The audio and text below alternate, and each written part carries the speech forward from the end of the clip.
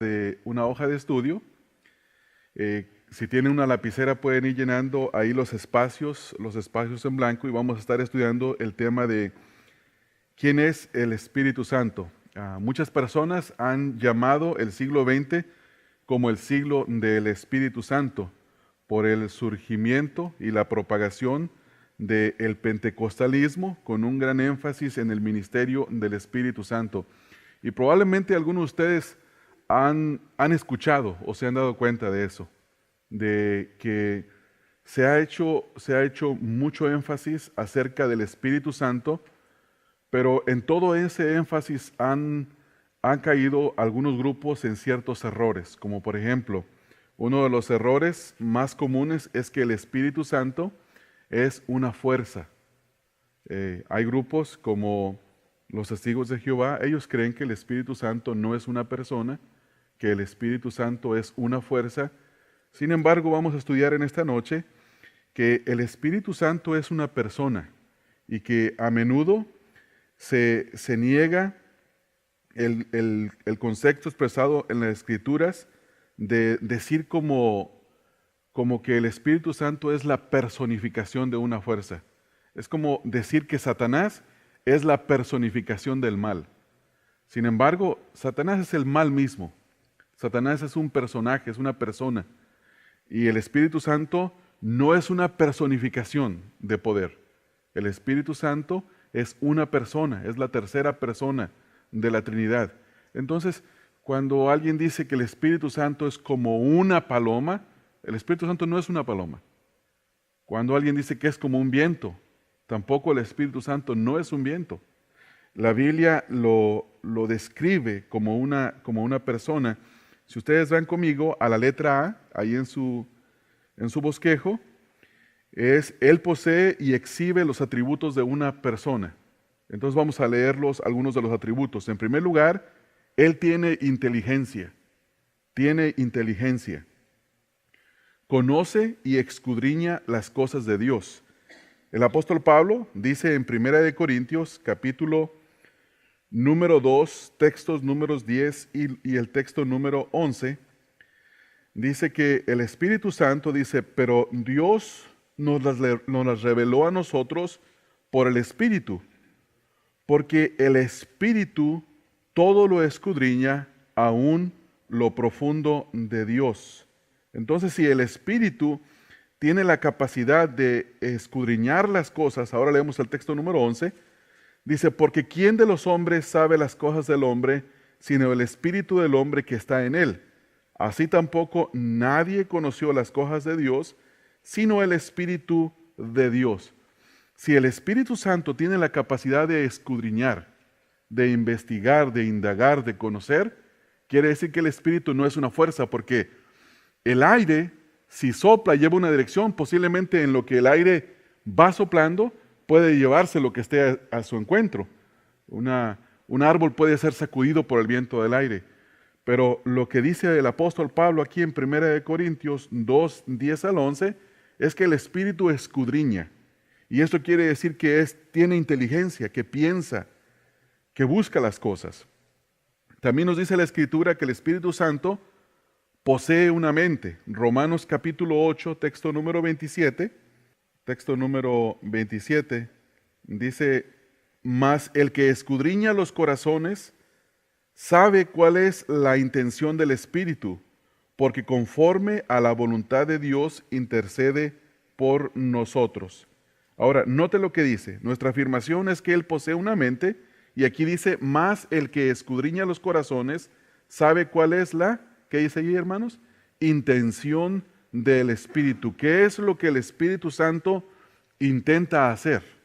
¿Qué es lo que el Espíritu Santo intenta hacer? También puede enseñarle a las personas. 1 Corintios capítulo 2, el texto número 13. En 1 Corintios capítulo 2, el texto 13 dice, lo cual también hablamos, no con palabras enseñadas por sabiduría humana, sino con las que enseña el Espíritu, acomodando lo espiritual a lo espiritual. Cuando uno lee la Biblia, a veces dice uno, no entiendo lo que dice aquí. Yo no entiendo. no sé qué dice o por qué lo dice la Biblia. Pero cuando empieza a leer la Escritura y continúa leyendo y ruega por la ayuda del Espíritu de Dios, hay momentos en los que uno llega a conocer y a entender ciertas cosas que antes no entendía. Como por ejemplo, lo más sencillo de todo. Cuando la Biblia dice que nosotros somos pecadores, que no buscamos a Dios, que no hay uno solo bueno, y uno empieza a pensar para sí mismo y dice, no, si yo sí soy bueno, comparado a X persona, yo no soy tan malo como cierta persona. Pero luego uno sigue leyendo la Escritura y va conociendo a Dios, la santidad de Dios. ¿Y qué es lo que el Espíritu Santo le enseña a uno? Que no somos tan buenos como creíamos que éramos, ¿verdad? Entonces, ¿qué es lo que hace el Espíritu Santo? Nos enseña con las palabras que enseña el Espíritu Santo a través de la misma Escritura. No es como ir a la escuela y aprender que 1 más 1 son 2. El tipo de la enseñanza del Espíritu Santo es abrir el entendimiento de una persona, que pueda ver y que pueda comprender. Por ejemplo, cuando pensamos en Dios y decimos, si yo les digo a ustedes, Dios es santo, ustedes me van a decir, sí, sí lo es. Pero si yo les digo, Dios es santo en el sentido de que no puede ser tocado ni alcanzado por el mal en ninguna forma.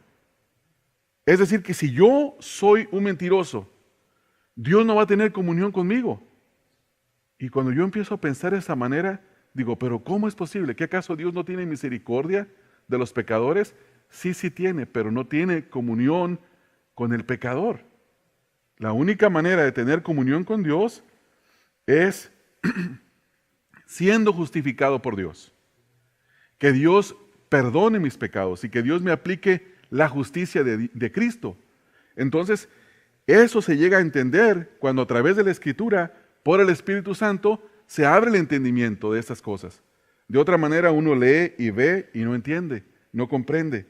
Entonces, eso es lo que queremos decir con que el Espíritu Santo puede enseñar a las personas. Número 2, ahí en su bosquejo.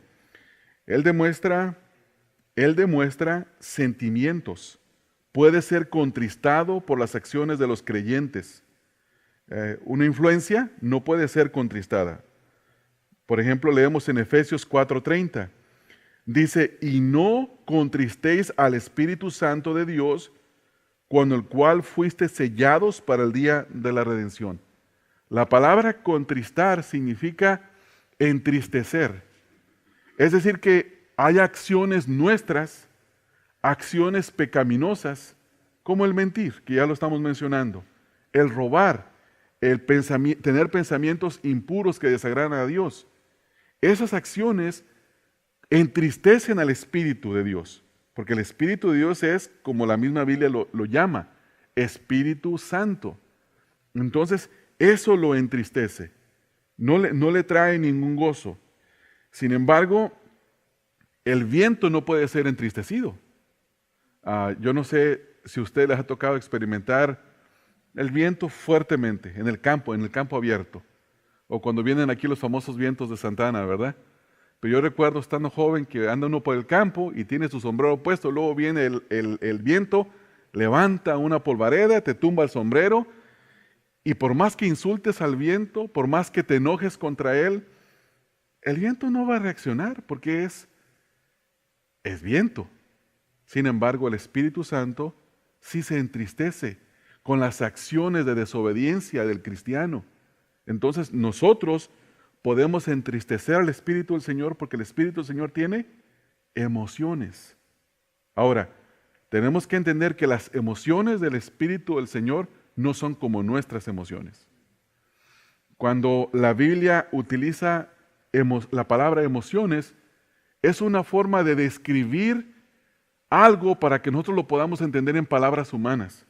Número 3, Él tiene una voluntad. Él tiene una voluntad. La usa al distribuir dones al cuerpo de Cristo, es decir, a la iglesia. Leemos en 1 Corintios 12:11, 1 Corintios capítulo 12, texto número 11, dice, pero todas estas cosas las hace uno y y el mismo Espíritu, ahora escucha lo que dice, repartiendo a cada uno en particular, y luego dice, como Él quiere. Es decir, que cuando una persona en la iglesia tiene el don, un don para servir a sus hermanos, para ministrar al Señor, ese don le fue dado como el Espíritu Santo quiso. Quiere decir que los dones no me los gané yo. Los dones no los tengo yo porque, no sé, hice algo que al Espíritu le gustó. No, no es así. Ese don que Dios nos da para ministrar a cada uno fue dado como el Espíritu Santo quiso darlo. ¿Qué quiere decir? Que Él tiene una voluntad. Él decide cómo Él quiere hacer las cosas. Y una fuerza impersonal, ni el fuego, ni el viento, ni el espacio pueden tener esa voluntad. Leemos también en el libro de los Hechos,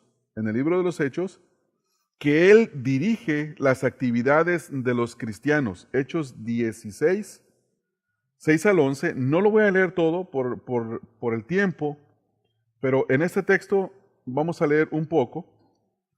En Hechos 16, 6 al 11, hay una visión de un varón macedonio que dice atravesando, vamos a leerlo un poquito, atravesando Frigia y la provincia de Galacia les fue prohibido por el Espíritu Santo hablar la palabra en Asia. Note lo que dice. ¿Ya? El Espíritu Santo les prohibió hablar la palabra de Dios en cierto lugar. Quiere decir que el Espíritu Santo tiene una voluntad. Y cuando llegaron a Misia, fíjese lo que dice, intentaron ir a Bitinia, pero el Espíritu no se lo permitió.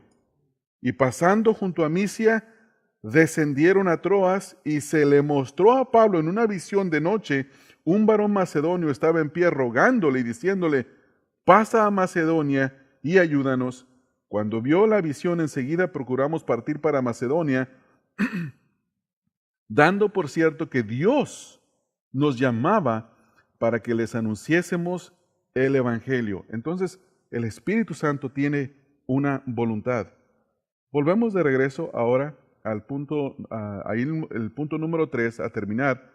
Puesto que la personalidad genuina posee la inteligencia, los sentimientos y la voluntad, y puesto que el Espíritu tiene estos atributos, Él tiene que ser una persona. Esa es nuestra conclusión al observar estos versículos. ¿En qué concluimos? Concluimos que el Espíritu del Señor es una persona. Y esta persona hace estas cosas que hemos ahorita nosotros ya mencionado. Letra B. Él realiza las acciones de una persona. Ya vimos que tiene atributos. Ahora vamos a ver algunas acciones que realiza el Espíritu del Señor. En primer lugar, número 1, Él nos guía a la verdad, oyendo, hablando y haciendo saber. En Juan capítulo 16, texto número 13, dice, pero cuando venga el Espíritu de verdad, Él, nota este artículo definitivo que tiene que ver con un artículo masculino que dice Él, hablando de Él, no dice la fuerza. Él os guiará a toda verdad, y luego dice, porque no hablará por su propia cuenta, sino que hablará todo lo que oyere y os hará saber las cosas que habrán de venir. Entonces, el Espíritu Santo lo que hace es que nos guía a la verdad, oyendo lo que el Padre dice, Dios el Padre, y hablando y haciéndonos saber a nosotros las cosas. En Juan capítulo 16, ahí mismo en ese capítulo, texto número 8, dice que Él es quien convence de pecado a las personas. Una de las cosas más difíciles para una persona, para nosotros, es reconocer que hemos pecado, que hemos hecho mal. Ustedes saben que desde el principio, cuando Adán pecó y el Señor le llama a cuentas, ¿qué le dice? La mujer que tú me diste. Y hoy en día, cuando nosotros hacemos algo mal, siempre tenemos una justificación, ¿verdad? Y le vamos a echar la culpa al primero que se nos atraviese. Siempre. Pero es que tú, pero es que él, pero es que el otro. Sin embargo, cuando nosotros reconocemos que hicimos mal, no es una obra nuestra, es la obra del Espíritu de Dios quien nos convenció a nosotros de que estábamos mal. Dice el texto número 8, y cuando Él venga, convencerá al mundo de pecado, de justicia y de juicio. Tres cosas. En primer lugar, de pecado, que nosotros, nuestros deseos y nuestros pensamientos son de continuo hacer el mal, de pecar, inclinación a lo malo. También de justicia, que lo que merecemos es la muerte. La paga del pecado es muerte, dice la Escritura, y de juicio es que Dios va a juzgar todas las acciones de los hombres. Entonces, esa es la obra del Espíritu del Señor. En el libro de los Hechos, capítulo 8, texto 39, nos dice en este pasaje que Él hace milagros. Si leen conmigo, en Hechos 8, 39, ustedes tal vez conozcan este pasaje que Felipe estaba predicando el Evangelio en Samaria y el Espíritu Santo se lo lleva a un camino desierto para encontrarse con un hombre, un funcionario de la etíope, de la reina de Candace, y dice que después de hablarle del Evangelio, nos dice el texto número 39, cuando subieron del agua, ya que lo había bautizado, el Espíritu del Señor, y escuche la frase aquí, arrebató a Felipe. ¿Qué quiere decir eso? Se lo llevó, lo desapareció, se lo llevó a otro lugar. Lo tomó y vámonos. ¿Cómo fue eso? Yo no sé. Espérese para el arrebatamiento de la iglesia y entonces nos vamos a dar cuenta de cómo es eso. Es algo sobrenatural. Número 4, el Espíritu Santo, Él intercede en Romanos 8:26.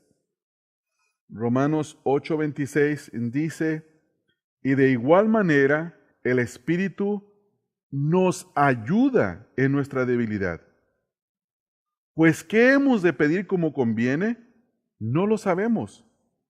Pero el Espíritu mismo, escuche lo que dice, intercede por nosotros con gemidos indecibles. El Espíritu Santo intercede por cada uno de nosotros y esta es una acción que solamente una persona puede hacer. Estas son las actividades que una influencia o una personificación no pudieran hacer. Por lo que la Escritura demuestra que el Espíritu Santo puede hacer. Letra número C. Letra C. A Él se le atribuye lo que solo se le podría atribuir a una persona. ¿Qué cosas se le pueden atribuir a una persona? Número 1. Él es uno a quien hay que obedecer. ¿Qué es lo que nosotros requerimos de nuestros hijos cuando les mandamos a hacer algo? Que nos obedezcan, ¿verdad? ¿Y qué pasa cuando no obedecen? Los regañamos. Iba a decir que les damos hay tiempo para disciplinarlos con castigo, con disciplina corporal, pero hay tiempo que ya no se puede hacer eso. Y vamos a leer lo que dice el libro de los Hechos, capítulo número 10, texto 19. Y mientras Pedro pensaba en la visión, le dijo el Espíritu, he aquí, 3 hombres te buscan. Y luego leemos en el texto número 20. Levántate pues y desciende, y no dudes de ir con ellos, porque yo los he enviado. Entonces, ¿qué es lo que vemos aquí en este versículo? ¿Qué es lo que está pasando? El Espíritu le está dando a Pedro una orden, ¿verdad? ¿Y qué es lo que Pedro tenía que hacer? Obedecer, obedecer. Ahora, en esta obediencia, leemos ahora en el texto número 21, entonces Pedro descendiendo a donde estaban los hombres que fueron enviados por Cornelio, les dijo, he aquí, yo soy el que buscáis, ¿cuál es la causa por la que habéis venido? ¿Qué fue lo que hizo Pedro de acuerdo al texto número 21? Obedeció a Dios, al Espíritu de Dios. Entonces, al Espíritu hay que obedecerlo. Número 2. Se le puede mentir al Espíritu Santo. No que lo podamos engañar, pero si no hablamos la verdad, mentimos contra el Espíritu Santo. Cuando decimos se le puede mentir, no quiere decir que se le puede engañar, sino que al Espíritu Santo se le puede mentir. Vamos a leerlo.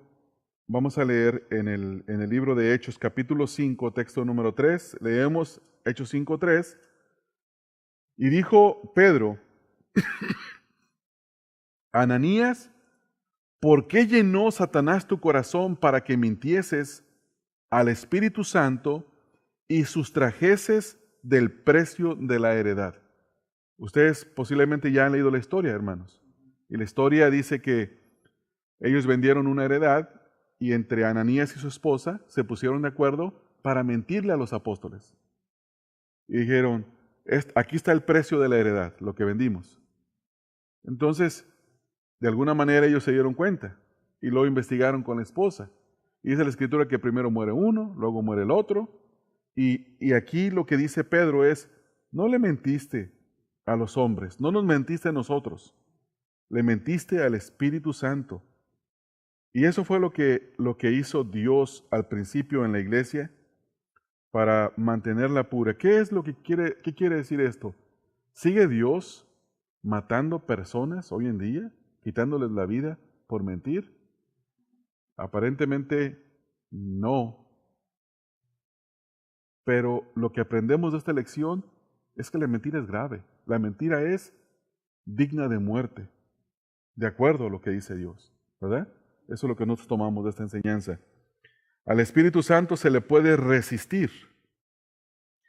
En el libro de los Hechos, capítulo 7, texto 51, Esteban predicándole a los judíos que lo mataron, que lo apedrearon, les dice, duros de cerviz e incircuncisos de corazón y de oídos, vosotros resistís siempre al Espíritu Santo, como vuestros padres, así también vosotros. Vamos a entender un poquito este texto. En primer lugar, duros de cerviz es de obedecer, y luego dice incircuncisos de corazón y de oídos, es decir, impuros de corazón y de oídos. Y aquí está una referencia donde dice, vosotros resistís siempre al Espíritu Santo como vuestros padres, así también vosotros. Es una referencia a los 40 años que el pueblo de Israel anduvo errando en el desierto. 40 años en desobediencia, donde vieron a Dios obrar. ¿Qué les dio Dios? Dios les dio alimento, Dios les dio sombra durante el día, Dios les dio una lumbrera para que les calentara sus cuerpos durante la noche, y durante 40 años no se les desgastó ni su ropa ni su calzado. Y ellos vieron a Dios obrar milagros. Y sin embargo, no creían, eran duros y resistían al Espíritu Santo. Cuando nosotros leemos la palabra de Dios y nos dice algo tan claro a nosotros y nos trae convicción de que lo que estamos haciendo nosotros no está bien y aún así seguimos haciéndolo, ¿qué estamos haciendo? Resistiendo al Espíritu del Señor. Yo les contaba a ustedes el domingo en la predicación que yo le estaba ilustrando a uno de mis hijos esto de la siguiente manera. Le digo, hijo, cuando tú lees en la Biblia que la palabra de Dios te manda a hacer algo, cualquier mandamiento, no hagas esto, cualquier mandamiento, no voy a mencionar un mandamiento específico, y tú ves que así dice, y tienes la convicción de que es así, y no lo haces, es como si le dijeras a Dios, Dios, no me importa tu palabra, no me importa lo que tú me dices a mí, y creo que utilicé una palabra fuerte, dije, lárgate de aquí. Pero eso es cierto, eso es cierto. ¿Por qué? Porque nosotros lo estamos resistiendo el Espíritu del Señor.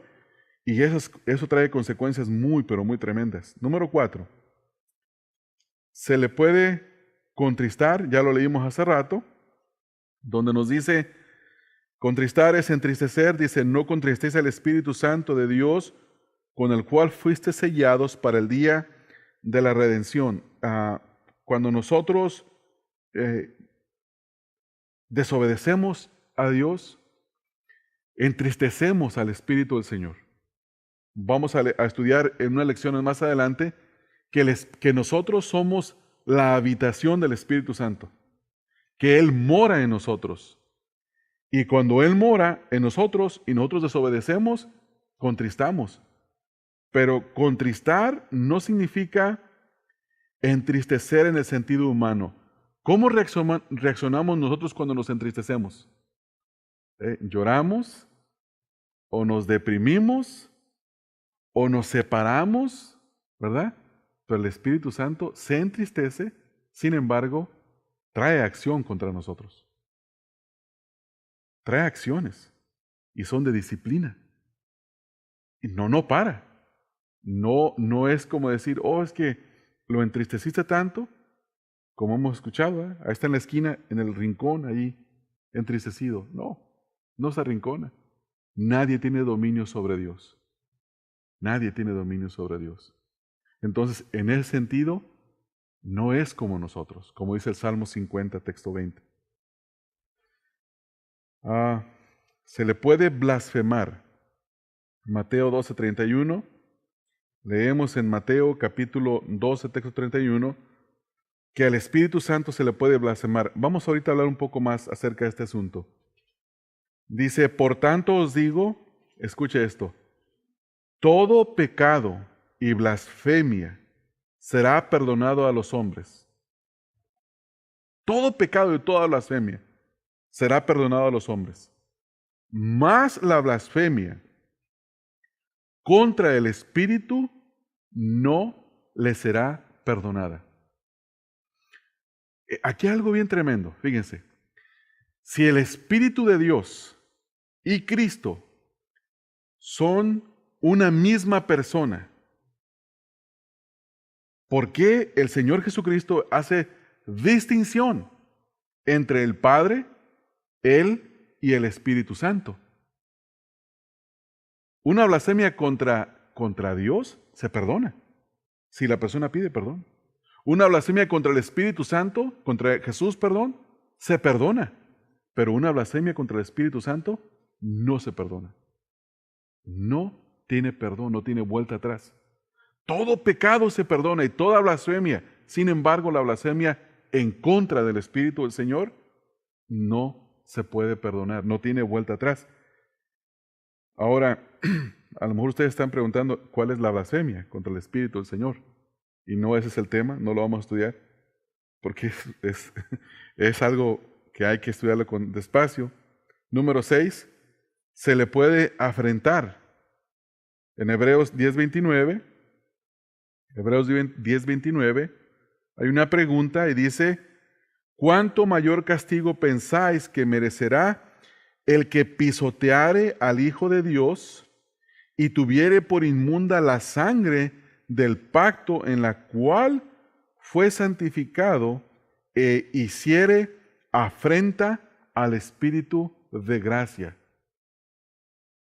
¿Qué significa la palabra afrenta? ¿Alguno de ustedes que tenga buen vocabulario en español, si nos puede ayudar con eso?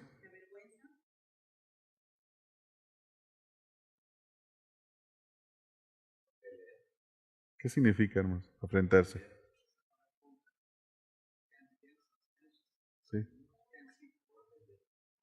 Ofender, sí. Sí. Afrenta, ofensa, son sinónimos. Sí. Decir cosas en contra de Él, ofenderlo. Ofender al Espíritu del Señor, atribuirle a Satanás la obra de Dios, eso puede ser una blasfemia, de acuerdo a lo que dice el pasaje que leímos, todo su contexto. Decir que una persona, que su vida está siendo transformada, decir, es que tú tienes el diablo te está haciendo pensar de esa manera, cuando obviamente está obedeciendo lo que dice la palabra de Dios. Eso es una blasfemia contra el Espíritu de Dios. Atribuirle la obra santa a Satanás, en lugar de atribuírsela a Dios, al Espíritu Santo. Entonces, es incongruente pensar que una influencia actúe y reaccione de estas maneras que nosotros hemos estado viendo en este momento. Vamos a la letra número D. Él se relaciona como persona con otras personas. Y vamos a ver unos ejemplos. Con los apóstoles. Él se relaciona con los apóstoles en una manera que muestra su propia y distinta personalidad. Vamos a leer Hechos, capítulo 15, texto 28. Dice, porque ha parecido bien al Espíritu Santo. Y luego fíjese lo que dice. Y a nosotros. Entonces el Espíritu Santo le pareció bien algo y a ellos también. Dice, ha parecido bien al Espíritu Santo y a nosotros no imponeros ninguna carga más que estas cosas necesarias. Quiere decir que en este concilio que se juntaron los apóstoles para saber qué iba a pasar con los gentiles, si se les iban a imponer ciertas cosas o no, estudiamos y vemos que el Espíritu del Señor estaba de acuerdo con lo que ellos estaban diciendo. Y dice, ¿le pareció bien al Espíritu? Nos parece bien a nosotros. Yo siempre me hago la pregunta, ¿cómo supieron los apóstoles que al Espíritu le parecía bien? Es una buena pregunta, ¿verdad? Y la respuesta es la Escritura. La respuesta es la Escritura. Con la palabra de Dios. Ellos conocían bien la Escritura. Conocían bien. Conocían el antiguo pacto y conocían el nuevo pacto. Porque estaba siendo revelado a ellos. Y en base a eso, ellos podían estar seguros. Él es una persona como ellos son personas, los apóstoles. Sin embargo, Él es una persona distinta e identificable. La persona del Espíritu Santo no es como nosotros, a pesar de que es una persona. Por ejemplo, ¿cómo nosotros podríamos hoy saber que el Espíritu de Dios está aquí entre nosotros obrando? ¿Cómo podríamos? Hay algunas personas que dicen, si el entusiasmo y el fervor está grande y la música está fuerte, Dios está obrando. No, la Biblia no dice eso. ¿Sabe cómo sabríamos? Si en la iglesia se odia el pecado. Esa es una manera. Que las personas no toleren el pecado en su propia vida y cuando ven el pecado en la vida de los demás, vayan a exhortar en amor a que no se viva en pecado. Cuando no hay pleitos en la iglesia, cuando no hay murmuración, cuando las obras de la carne que se manifiestan, que se mencionan en Gálatas 5, no están en la iglesia en su apogeo, sino el fruto del Espíritu Santo. Ahí está el Espíritu de Dios obrando. Entonces, es una cuestión de carácter semejante al del Señor Jesús. Y no en que vengamos vestidos de traje el domingo. Eso no quiere decir que tengamos el Espíritu Santo. No quiere decir que tengamos el Espíritu Santo si cantamos solo himnos. Tampoco eso no quiere decir. No quiere decir que tenemos el Espíritu Santo si esto está lleno. O si está medio lleno. O si está casi vacío. Eso no dice si el Espíritu Santo está hablando en esta iglesia. Lo único que puede decir es cuánto de la obra del Espíritu Santo está en la vida de cada uno de los que estamos acá. Si nosotros estamos mortificando los deseos de nuestra carne, si nosotros estamos haciendo morir las obras de la carne y estamos obedeciendo al Señor, entonces esa es la manifestación del Espíritu Santo, no es otra. Por eso tenemos que tener claridad en cuanto a eso. Número 2, el Espíritu Santo con el Señor Jesús. Él se relaciona con el Señor Jesús de tal manera que si el Señor tiene personalidad,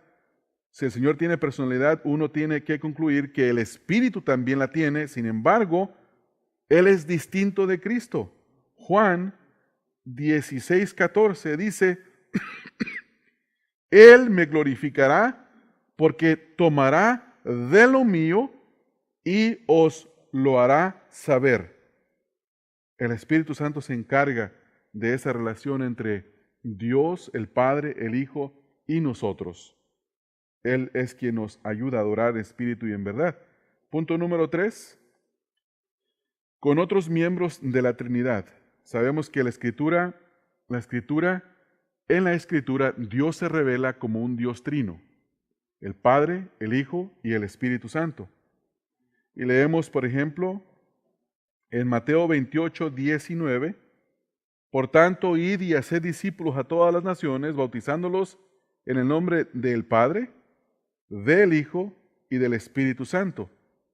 Y también en 2 Corintios 13, 14, dice, fíjese cómo está la Trinidad. La gracia del Señor Jesucristo,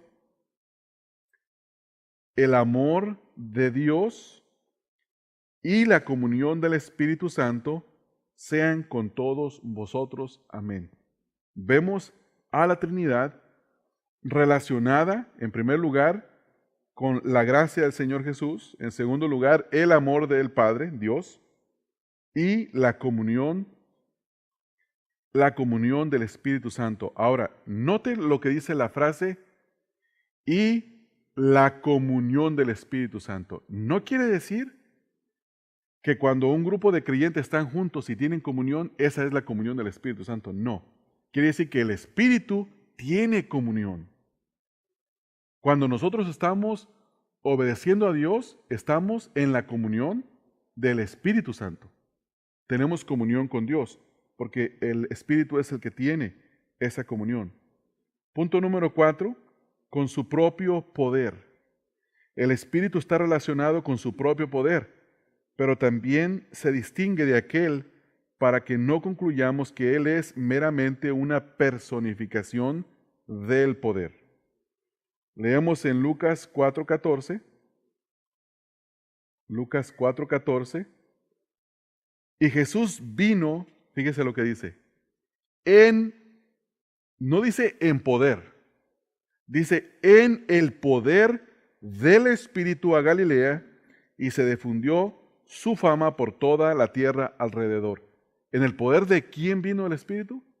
Digo, Jesús, del Espíritu. No vino en su propio poder, en su propia fuerza, porque el Señor Jesús es todopoderoso también. Él es Dios, Él es todopoderoso, no hay nada imposible para Él. Pablo dice en Colosenses 1, 16 y 17, que Él creó todas las cosas y que sustenta todas las cosas con el poder de su palabra. Entonces, el poder del Espíritu Santo se relaciona con el Señor Jesús se relacionó para su ministerio público. En Hechos 10, 38, dice, como Dios ungió con el Espíritu Santo y con poder a Jesús de Nazaret, y como éste anduvo haciendo bienes y sanando a todos los oprimidos por el diablo, porque Dios estaba con él. ¿En qué poder andaba el Señor Jesús? En el del Espíritu. Y aquí dice el poder de Dios, es el mismo. El Padre y el Espíritu es el mismo Dios. 1 Corintios 2:4. Y ni la palabra ni la predicación fue con palabras persuasivas de humana sabiduría, sino con demostración del Espíritu y de poder. Demostración del Espíritu y de poder. Pablo dice que su predicación fue con demostración del Espíritu Santo y de poder. Letra E. Tiene que ver con una consideración gramatical. Sí, una consideración gramatical. Aquí esto es bien importante. A ver si leemos esto con calma para poder entenderlo. Varias veces los escritores del Nuevo Testamento usan un pronombre masculino para referirse al Espíritu Santo, al Espíritu. Gracias, hermana Blanca. El domingo pasado esto fue lo que me sacó. Si no me hubieran dado un té, no salgo yo el domingo. Ahora sí, hermanos. Fíjese, ustedes saben lo que es un pronombre, ¿verdad, hermano? Sí, un pronombre. Por ejemplo, dicen, la señora es un pronombre femenino. El Señor es un pronombre masculino. Esto se utiliza para el Espíritu Santo. Fíjese lo que dice. Ejemplo, el más claro de esta excepción al uso gramatical de la norma es Juan. Fíjese cómo dice Juan capítulo 16, texto 13 al 14. Pero cuando venga, aquí está, el Espíritu de verdad, Él, otra vez, os guiará a toda la verdad, porque no hablará por su propia cuenta, sino que hablará todo lo que oyere y os hará saber las cosas que habrán de venir. Ahí está el pronombre masculino que se le da al Espíritu de Dios, Él. Donde se usa el pronombre masculino demostrativo 2 veces para referirse al Espíritu mencionado en el versículo 13. Otra referencia son menos claras, puesto que los pronombres masculinos usados puede que se refieran a la palabra paracleto. La palabra paracleto es una palabra consolador, uno que está al lado para consolar. Y esta es una palabra griega que no se usa, pero la tenemos que conocer. Juan 15, 26. Pero cuando venga el Consolador, a quien yo os enviaré del Padre, el Espíritu de verdad, el cual procede del Padre, y luego escuche otra vez, Él dará testimonio acerca de mí. Dice, Él dará testimonio acerca de mí. Y hay más referencias en Efesios 1, 13 al 14, Juan 16, 13 al 14 ya lo leímos. Y vamos a leer primero Efesios 1, 13 al 14. Dice, en Él también vosotros, habiendo oído la palabra de verdad, el evangelio de vuestra salvación, y habiendo creído en Él, fuiste sellados ¿con quién? El Espíritu de la promesa. Entonces seguimos nosotros viendo lo que la Escritura, el distintivo que hace y el uso que hace de este pronombre masculino. Cada una de estas líneas de evidencia escritural nos lleva a la conclusión de que el Espíritu Santo, aunque un ser espiritual es una persona real como el Padre o el Hijo o como lo somos nosotros. Los testigos de Jehová, ellos creen que el Espíritu Santo no es una persona, que el Espíritu Santo es una fuerza. Sin embargo, vamos a estudiar en esta noche que el Espíritu Santo es una persona y que a menudo se niega el concepto expresado en las Escrituras de decir como que el Espíritu Santo es la personificación de una fuerza. Es como decir que Satanás es la personificación del mal. Sin embargo, Satanás es el mal mismo.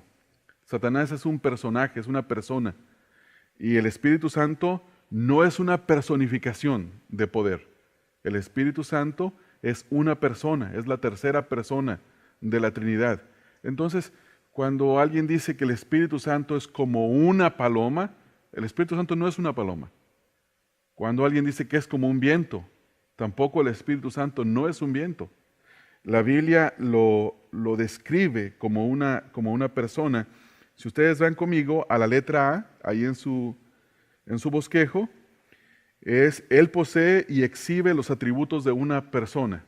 Entonces vamos a leerlos, algunos de los atributos. En primer lugar, Él tiene inteligencia. Tiene inteligencia. Conoce y escudriña las cosas de Dios. El apóstol Pablo dice en 1 Corintios, capítulo número 2, textos números 10 y el texto número 11, dice que el Espíritu Santo dice, pero Dios nos las reveló a nosotros por el Espíritu, porque el Espíritu todo lo escudriña, aún lo profundo de Dios. Entonces, si el Espíritu tiene la capacidad de escudriñar las cosas, ahora leemos el texto número 11, dice, porque ¿quién de los hombres sabe las cosas del hombre, sino el Espíritu del hombre que está en él? Así tampoco nadie conoció las cosas de Dios, sino el Espíritu de Dios. Si el Espíritu Santo tiene la capacidad de escudriñar, de investigar, de indagar, de conocer, quiere decir que el Espíritu no es una fuerza, porque el aire, si sopla, lleva una dirección, posiblemente en lo que el aire va soplando, puede llevarse lo que esté a su encuentro. Un árbol puede ser sacudido por el viento del aire. Pero lo que dice el apóstol Pablo aquí en 1 Corintios 2, 10 al 11, es que el Espíritu escudriña. Y esto quiere decir que tiene inteligencia, que piensa, que busca las cosas. También nos dice la Escritura que el Espíritu Santo posee una mente. Romanos capítulo 8, texto número 27. Texto número 27 dice: mas el que escudriña los corazones sabe cuál es la intención del Espíritu, porque conforme a la voluntad de Dios intercede por nosotros. Ahora, note lo que dice. Nuestra afirmación es que Él posee una mente, y aquí dice: más el que escudriña los corazones sabe cuál es ¿qué dice allí, hermanos? Intención del Espíritu. ¿Qué es lo que el Espíritu Santo intenta hacer? ¿Qué es lo que el Espíritu Santo intenta hacer? También puede enseñarle a las personas. 1 Corintios capítulo 2, el texto número 13. En 1 Corintios capítulo 2, el texto 13 dice: lo cual también hablamos de una hoja de estudio. Si tienen una lapicera pueden ir llenando ahí los espacios en blanco, y vamos a estar estudiando el tema de ¿quién es el Espíritu Santo? Muchas personas han llamado el siglo XX como el siglo del Espíritu Santo por el surgimiento y la propagación del pentecostalismo, con un gran énfasis en el ministerio del Espíritu Santo. Y probablemente algunos de ustedes han escuchado o se han dado cuenta de eso, de que se ha hecho mucho énfasis acerca del Espíritu Santo, pero en todo ese énfasis han caído algunos grupos en ciertos errores, como por ejemplo, uno de los errores más comunes es que el Espíritu Santo es una fuerza. Hay grupos como